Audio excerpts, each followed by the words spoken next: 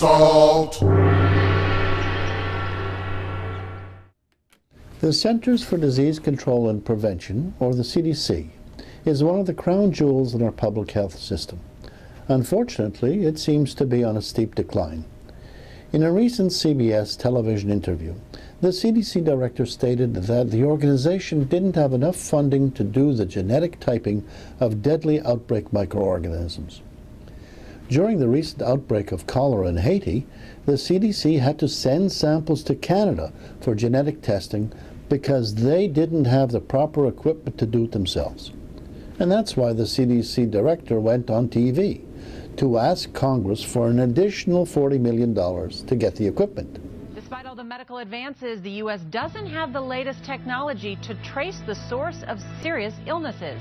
That's next. Not being able to analyze the genomic sequence of a microbe in real time is like trying to solve a crime without using fingerprints.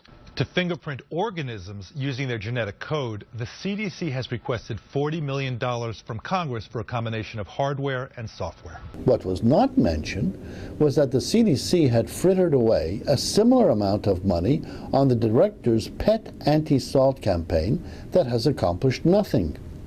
Among other things, this campaign has sponsored videos urging people not to consume cottage cheese because of its salt content.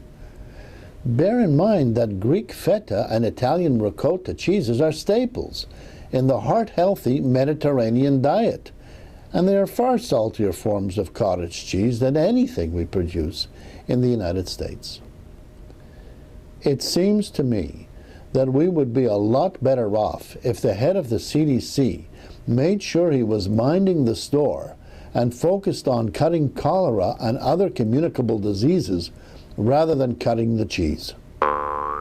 Salt.